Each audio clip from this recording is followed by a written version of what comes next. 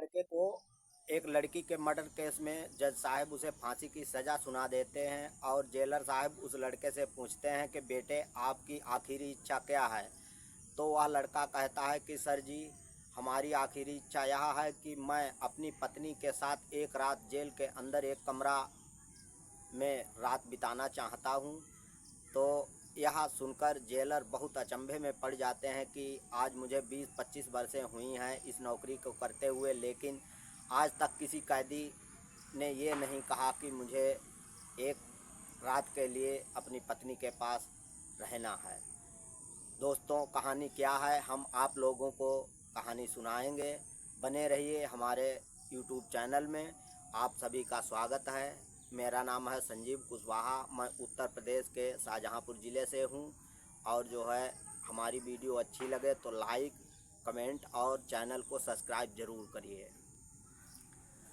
एक लड़का होता है जिसका नाम होता है सुबोध, एक लड़का होता है जिसका नाम होता है प्रमोद। दोनों में बहुत ही घनिष्ठ मित्रता थी और दोनों बचपन में साथ साथ ही खेला करते थे। और वह धीरे धीरे जब बड़े हुए तो दोनों की शादी हो गई, लेकिन उनका रिश्ता जो था मित्रता का वह अटूट था, वह टूटने वाला नहीं था। जब दोनों की शादी हो जाती है और शादी के बाद जब दोनों गरीबी स्थिति में चले जाते हैं तो दोनों ने विचार किया कि भाई अब तो हमारा और आपका खर्चा जो है बहुत बढ़ गया है, ऐसा करें कि हम दोनों चलकर कहीं नौकरी कर सकते हैं। तो सुबोध ने कहा हाँ भाई प्रमोद, आपने सही विचार लगाया, चलो हम दोनों लोग कहीं ना कहीं नौकरी ज़रूर करेंगे। और दोनों लड़के सुबोध और प्रमोद वहाँ से अपने घर से चलकर एक शहर में नौकरी करने चले जाते हैं। और नौकरी करने के बाद वह एक ही कमरे में रहते हैं और एक ही फैक्ट्री में दोनों साथ साथ काम करते हैं। अब कहानी क्या है कि उसी कंपनी में एक लड़की होती है जिसका नाम होता है पूजा। वह सुबोध के पास ही काम करती थी और प्रमोद जो था वो भी साथ में था, लेकिन वह प्रमोद की तरफ नहीं देखती थी और सुबोध से उसका अच्छा रिश्ता था। लेकिन सुबोध जो था वह अच्छा लड़का था और प्रमोद जो था वह गलत लड़का था। और पूजा जो थी वह ये सब जानती थी, क्योंकि जिसके पास 1-2 दिन रहो या महीना 2 महीने तो उसके चरित्र पता ही चल जाता है। उधर प्रमोद जो था वह सुबोध से कहने लगा कि आप जो है हमारा पूजा से जो है मित्रता करा दो और आप जो है इससे मित्रता छोड़ दो। तो सुबोध ने कहा नहीं भाई, ऐसा नहीं होगा, क्योंकि हम दोनों के बीच में बहुत ही अच्छा रिश्ता चल रहा है। एक भाई बहन जैसा रिश्ता हमारे दोनों के बीच में है और तुम गलत सोच रहे हो, मैं ऐसा कदापि नहीं होने दूंगा। इतना सुनकर प्रमोद जो था वह सुबोध से गुस्से में हो जाता है और वह लड़की पर जो है जादू चलाना प्रारंभ कर देता है। लेकिन वह लड़की जो पूजा होती है वह उसके फंदे में नहीं पड़ती है। और प्रमोद जो था वह सुबोध से बहुत ही घृणा मानने लगा था और मन में उसने यह विचार किया कि प्रमोद ने मन में विचार किया कि सुबोध को अब हम ऐसी सज़ा देंगे कि ये जीवन में कभी सर उठाकर नहीं चल पाएगा।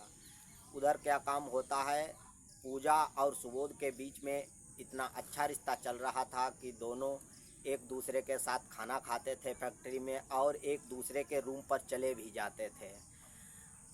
वो अगर पूजा खाना नहीं लाती तो सुबोध अपना टिफ़िन दे देता था और सुबोध अगर खाना नहीं लाता था तो पूजा उसका अपना टिफ़िन उसको दे देती थी।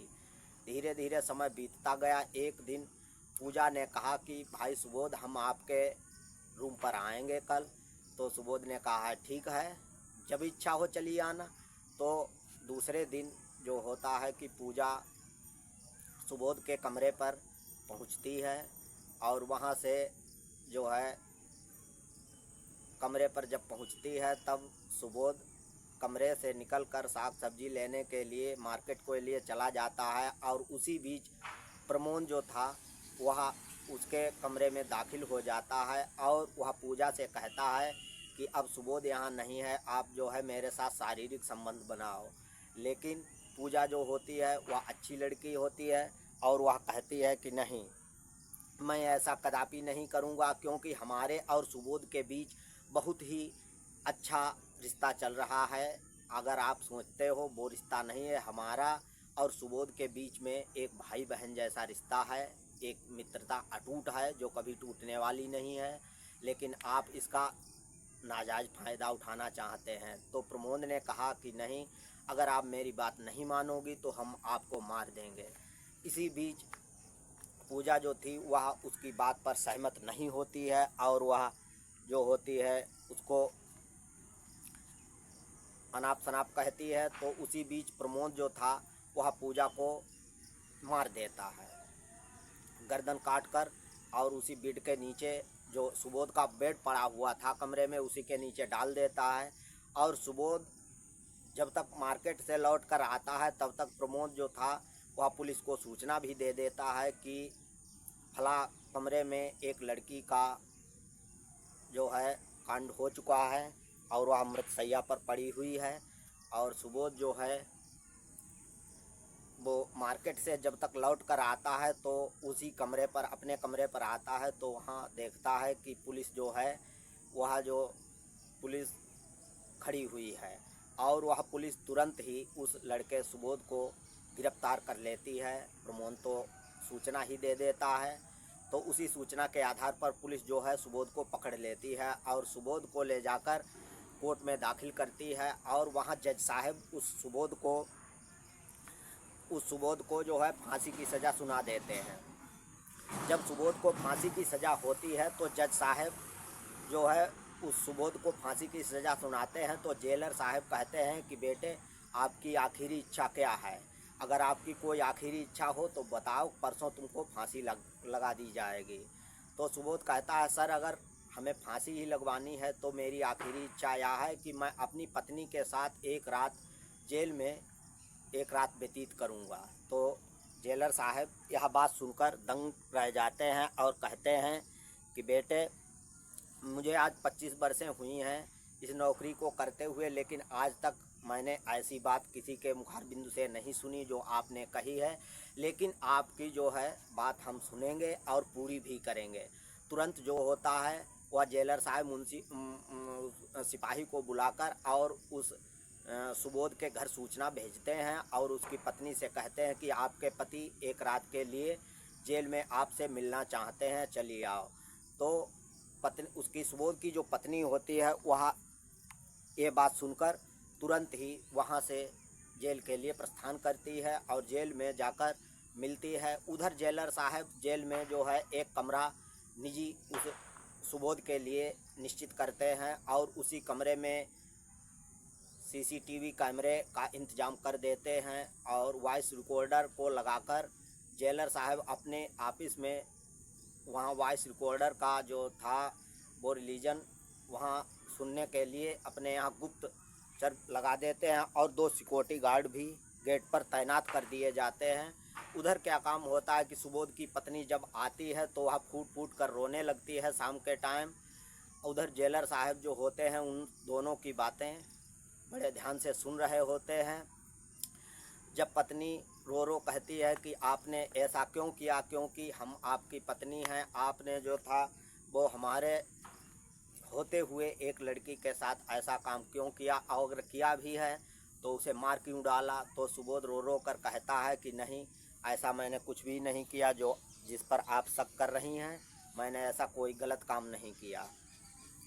तो सुबोध जो है रो रो कर सारी हकीकत बताता है कि मेरा मित्र एक था जो प्रमोद, वह पूजा को बहुत ही ज़्यादा चाहता था और पूजा और हमारे बीच में कोई शारीरिक संबंध नहीं था और प्रमोद जो था वह उससे शारीरिक संबंध बनाना चाहता था और मैंने भी मना किया। और पूजा ने, और मैं सब्जी लेने के लिए मार्केट को गया तो वहाँ पूजा जो थी हमारे कमरे पर आई हुई थी और इसी दौरान उसने, प्रमोद ने उस लड़की को मार डाला और तुरंत ही पुलिस को सूचना दे दी। जब तक मैं मार्केट से लौटा तो पूजा मृतशैया पर लेटी हुई मिली हमें और कुछ नहीं पता। लेकिन अगर हम कानून का उल्लंघन करेंगे तो हमारे संविधान को ठेस पहुंचेगी। इसीलिए जज साहब ने जो भी सज़ा हमें सुनाई है वह हमें स्वीकार है, लेकिन मैं निर्दोष हूँ। और जो है इसीलिए आपसे मिलने के लिए मैंने जेलर साहब से अपील की है, क्योंकि आज हम दोनों की आखिरी रात है। इन बातों के बीच में धीरे धीरे सारी रात व्यतीत हो जाती है और जेलर साहब जो होते हैं वो वॉइस रिकॉर्डर के ज़रिए उन दोनों के बीच हुई बातों को सुनकर तुरंत ही जो है एक मीटिंग बुलाते हैं सुबह होते ही, और कहते हैं कि यह लड़का जो सुबोध है यह निर्दोष फंसाया जा रहा है, काम किसी और ने किया है और बेचारा ये सुबोध निर्दोष है, इसको बचाओ। तो तुरंत ही वहाँ वॉइस रिकॉर्डर जो थी वह सभी अधिकारियों को सुनाया जाता है और दिखाया भी जाता है, क्योंकि उसमें सीसीटीवी कैमरा भी उन्होंने ऑन कर दिया था जेलर साहब ने। अब क्या काम होता है, सुबोध को तुरंत ही बुलाया जाता है और पूछा जाता है कि आपका मित्र कहाँ रहता है। तो तुरंत ही सुबोध जो था वह जो था कि प्रमोद का पता बताता है। पुलिस तुरंत ही प्रमोद को पकड़कर वहाँ से और ले आती है और जज साहब जो है उस सुबोध की जगह पर उस प्रमोद को ही फांसी की सज़ा दे देते हैं, क्योंकि सुबोध जो था वो निर्दोष था और प्रमोद जो था वो गलत था, क्योंकि असली काम जो था मर्डर का वह प्रमोद ने ही किया था और सुबोध बेचारा निर्दोष था। दोस्तों, कहानी अच्छी लगी हो तो लाइक और कमेंट सब्सक्राइब ज़रूर करना। आपका अपना छोटा भाई संजीव कुशवाहा आपसे विनती करता है कि हमको आगे बढ़ाओ। और जो है मैंने बड़ी मेहनत करके यह वीडियो बनाई है। इस वीडियो में अगर कोई गलती हो तो हमें छोटा बच्चा जानकर माफ़ कर देना। और जो है मिलते हैं अगली कहानी की तरफ। राम राम।